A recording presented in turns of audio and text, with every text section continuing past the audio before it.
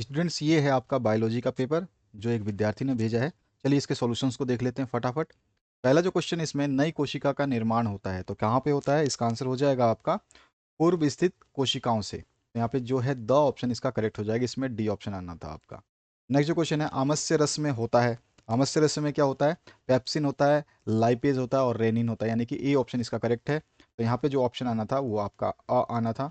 Next जो question उसकी बात करते हैं, प्राणी जगत का सबसे बड़ा संघ जो है वो कौन सा है? तो ऑर्थोपोडा है, बिल्कुल सही आंसर है। तो यहाँ पे भी आपका अ ऑप्शन आना था।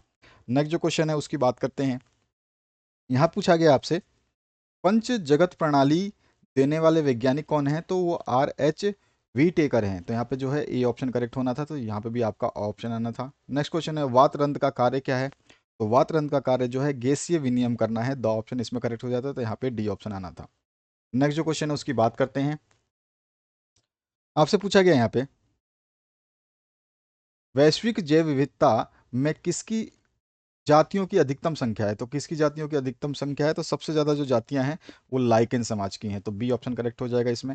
नेक्स्ट जो क्वेश्चन है इसकी बात करते हैं, नारियल के खाने योग्य भाग की प्रकृति जो है वो क्या है? तो वो है आपका भ्रूणपोष। तो यहाँ पे स ऑप्शन जो है करेक्ट हो जाएगा। नेक्स्ट जो क्वेश्चन है उसकी बात करते हैं। इसमें पूछा गया है, किसकी कमी से डाईबैक रोग होता है? तो कॉपर की कमी से होता है, तो यहाँ पे बी ऑप्शन करेक्ट हो जाएगा। नेक्स्ट जो क्वेश्चन है इसमें पूछा गया, निम्न में से कोशिका ऊर्जा की मुद्रा क्या है? कोशिका ऊर्जा की मुद्रा जो है एटीपी कहलाती है, तो बी ऑप्शन फिर से करेक्ट हो जाएगा आपका। नेक्स्ट जो क्वेश्चन है उसकी बात करते हैं। इसमें पूछा गया है, C4 चक्र पाया जाता है, तो C4 चक्र जो है गन्ने में पाया जाता है, तो बी ऑप्शन करेक्ट हो जाएगा। नेक्स्ट जो क्वेश्चन है, अर्धसूत्री विभाजन किस प्रावस्था में काइजेमेटा पाया जाता है? तो किस अवस्था में पाया जाता है? तो आंसर हो जाएगा इसमें डिप्लोटीन में। तो यहाँ पे 100 ऑप्शन जो है इसका करेक्ट हो जाएगा। नेक्स्ट जो क्वेश्चन उसकी बात करते हैं। यहाँ पूछा गया है, प्रोटीन में अमीनो अम्ल किस बंध द्वारा जुड़ा रहता है? तो ये हाइड्रोजन बंध द्वारा पेप्टाइड बंध द्वारा जुड़ा रहता है, तो यहाँ पे जो है अ ऑप्शन करेक्ट हो जाएगा इसका। ठीक है, नेक्स्ट जो क्वेश्चन है उसकी बात करते हैं। यहाँ पूछा गया है, N2 नाइट्रोजन स्थिरीकरण सहजीवी जीवाणु जो है वो कौन सा है? तो आपका हो जाता है ये राइजोबियम, राइबोजियम। तो इसका राइट आंसर हो जाएगा डी ऑप्शन करेक्ट। तो यहाँ पर जो है द ऑप्शन आ जाएगा। नेक्स्ट क्वेश्चन की बात करते हैं। यहाँ पूछा गया है, केप्स चक्र संपन्न होता है। केप्स चक्र कहाँ संपन्न होता है? तो आंसर क्या हो जाएगा? माइटोकॉन्ड्रिया में होता है, तो द ऑप्शन यहाँ पे करेक्ट हो जाएगा। नेक्स्ट जो क्वेश्चन है इसकी बात करते हैं, मनुष्य में कुल कितनी कर्ण अस्थियां पाई जाती हैं? तो टोटल होती हैं, आपको पता होना चाहिए कि इसमें होती हैं 6, और आपके ऑप्शंस में यहाँ पे भी 6 दिया गया है, यहाँ पे भी ऑप्शन में 6 दिया गया है, यानी कि ऑप्शन नंबर स भी सही है और द भी सही है। तो आपका दोनों ऑप्शन सही है, और स्कूल में कॉपी चेक होगी तो आपको चिंता करने की जरूरत नहीं है, लेकिन ये दोनों ऑप्शन में से जो भी आपने टिक किया है वो बिल्कुल सही है। नेक्स्ट जो क्वेश्चन है, स्थानों की पूर्ति वाला, रक्त एक तरल खालिस्तान होता है। तो रक्त जो है ये एक तरल संयोजी उत्तक होता है। तो तरल क्या है? ये संयोजी उत्तक है, संयोजी उत्तक है ये। ठीक है, कनेक्टिव टिश्यू है। और खालिस्तान तथा खालिस्तान संवहन उत्तक कहलाते हैं। तो जाइलम और फ्लोएम, यहाँ पे आपका एक में जाइलम आ जाता है और एक में आ जाएगा आपका फ्लोएम। तो ये इसका आंसर हो जाएगा। नेक्स्ट क्वेश्चन है, जिम्नोस्पर्म वे पौधे हैं जिनमें निषेचन के बाद बीज जो है वो क्या रहते हैं? खुले रहते हैं। ठीक है, ओपन सीड्स रहते हैं, तो यहाँ पे खुले रहते हैं।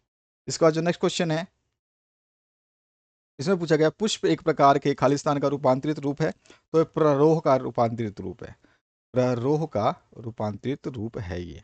अगला जो क्वेश्चन है उसकी बात करते हैं। उत्तक को परिभाषित करना है। सबसे पहला क्वेश्चन जो है, उत्तक को परिभाषित करना है। आंसर हम लिख देंगे, उत्तक जो है कोशिकाओं के एक समूह के रूप में माना जाता है, जो एक समान संरचना रखता है और एक विशिष्ट कार्य करता है। ठीक है, नेक्स्ट जो क्वेश्चन है आपका, कूट फल यानी असत्य फल का एक उदाहरण देना था। तो आप सभी को पता है कि फॉल्स फ्रूट जिसको बोलते हैं, असत्य फल जो है आपका सेब है, सभी को पता होगा सेब है। उसके अलावा अगर आप एग्जाम्पल लिखना चाहते थे तो काजू भी हो सकता है, नाशपाती और लौकी और ककड़ी, ये सारे के सारे फॉल्स फ्रूट में आते हैं। इसके बाद जो नेक्स्ट क्वेश्चन है, मनुष्य का दांत या दंत सूत्र जो है वो क्या होता है? तो होता है आपका 21-23/21-23 इंटू में 2 इक्वल्स टू 32। इसके बाद जो नेक्स्ट क्वेश्चन है, मानव शरीर की लंबी अस्थि का नाम आपको बताना है। तो मानव शरीर की जो सबसे लंबी अस्थि होती है उसको हम क्या बोलते हैं? फीमर बोलते हैं। तो जिसने भी फीमर लिखा है उसका आंसर हो जाएगा फीमर। तो यहाँ पे जो है इसका आंसर हो जाएगा फीमर। उसके बाद जो नेक्स्ट क्वेश्चन है इसमें पूछा गया, रोटी का कवक किसे कहते हैं? तो रोटी का कवक जो कहलाता है उसको क्या कहते हैं हम? तो उसको बोलते हैं राइजोपस। ठीक है, तो रोटी का कवक जो है वो राइजोपस जो है वो कहलाता है।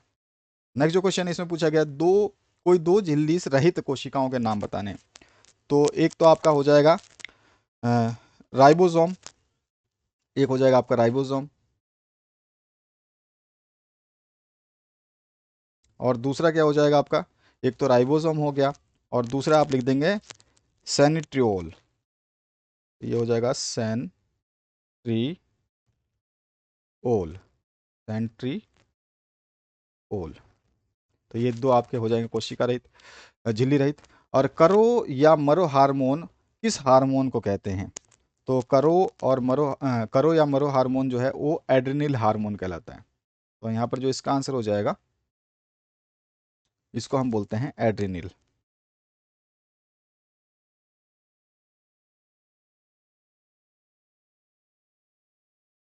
हार्मोन। इसके बाद जो नेक्स्ट क्वेश्चन है इसमें देखिए, अमोनिया को मनुष्य में कुल कितनी कपाल तंत्रिकाएं होती हैं? तो मनुष्य के अंदर 12 जोड़ी जो है कपाल तंत्रिकाएं होती हैं। 12 जोड़ी जो है कपाल तंत्रिकाएं होती हैं। ये आपका आंसर हो जाएगा। मनुष्य में जो है 12 जोड़ी कपाल तंत्रिकाएं होती हैं। ठीक है, मुख्य रूप से जो तंत्रिकाएं होती हैं उनमें दो भाग होते हैं, एक केंद्रिका तंत्रिका होती है और एक परिधीय तंत्रिका होती है।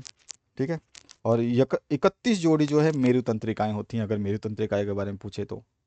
इसके बाद जो है अमोनिया को यूरिया में बदलने वाला अंग कौन सा है? तो अमोनिया को जो है यकृत यानी कि लीवर जो है आपका, यकृत यानी कि लीवर हम लिख देंगे, यकृत, या फिर इसको लिख सकते हैं आप लीवर, जो है ये यूरिया में बदल देता है अमोनिया को।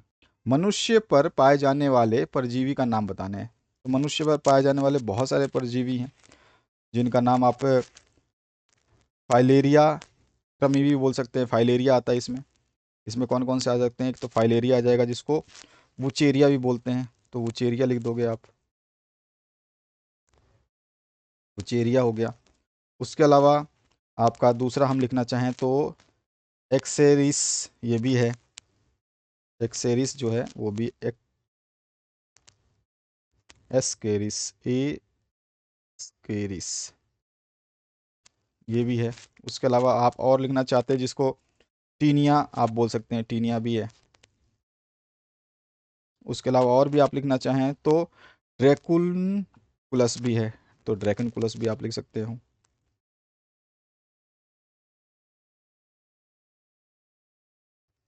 उसके अलावा और भी आप लिखना चाहें तो आपका अंशुक्रमी जो है उसको भी लिख सकते हो, अंशुक्रमी। उसके अलावा एक और है वीपक्रमी। तो ये सारे के सारे हैं।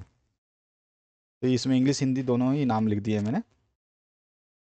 इसके बाद जो नेक्स्ट क्वेश्चन है आपके यहाँ पे, जो आपके लघु उत्तरात्मक प्रश्न शुरू हो जाते हैं। रक्त और लसिका में जो आपको अंतर बताना है, रक्त में और लसिका में। रक्त में जो है लाल रक्त कोशिकाएं पाई जाती हैं, सभी को पता होगा। रक्त में क्या होती हैं? लाल रक्त कोशिकाएं पाई जाती हैं। और लसिका में जो है लाल रक्त कोशिकाएं नहीं पाई जाती हैं। पहला आंसर में आप ये बता सकते हैं। दूसरा रीज़न आप बता सकते हैं कि जो रक्त होता है इसमें श्वेत रक्त कोशिकाओं की संख्या कम होती है रक्त में, जबकि लसिका में जो है श्वेत रक्त कोशिकाओं की संख्या अधिक होती है। रक्त में जो है ऑक्सीजन की मात्रा पाई जाती है, जबकि लसिका में जो है ऑक्सीजन की मात्रा रक्त की तुलना में कम होती है। तो ये तीन डिफरेंस लिख सकते हैं, तो तीन नंबर आपको इस तरह से मिल जाएंगे। क्रेज शायरी किसे कहते हैं ये भी आप बता सकते थे। इसके बाद में आपसे पूछा गया ग्लाइसोलिसिस का आरेख कैसा होगा, यानी चित्र डायग्राम कैसा बनेगा। स्नायु और कंडरा में अंतर क्या हो सकता है ये बता सकते हैं। जीवों का वर्गीकृत क्यों किया जाता है ये आप आसानी से बता सकते हैं, बहुत ही सिंपल सा क्वेश्चन है। उत्सर्जन में यकृत यानी फुफ्फुस तथा त्वचा का महत्व क्या है ये आपको बताना है उत्सर्जन में। और निम्नलिखित विकार में किस हार्मोन की कमी के कारण जो है ये होता है। डायबिटीज़ कौन से हार्मोन की कमी से होता है या कौन से आपके प्रॉब्लम से होता है। इसमें जैसे बच्चे ने लिखा है इंसुलिन, बिल्कुल सही आंसर है। इसके बाद में गाइटर रोग जो है ये आपका किससे होता है? आयोडीन की कमी से होता है। और इसके बाद में क्रिटिजन किससे होता है ये भी आपको बताना है। तो इस तरह से आपको केवल इनके नाम लिख देने थे। मानव तंत्रिका कोशिका का सचित्र वर्णन कर देना है। अथवा मैं इससे पहले मैंने आपको जीव विज्ञान का एक पेपर दिया था, उसको आपने पढ़ा होगा तो काफ़ी आपको हेल्प मिली होगी। मानव में नेफ्रॉन की कार्यविधि और सचित्र वर्णन करना है, 10th क्लास का क्वेश्चन है ये, आप आसानी से बता सकते थे इसमें। मानव नेत्र की संरचना एवं कार्यविधि, फिर से 10th क्लास का क्वेश्चन उठाया गया है यहाँ पे।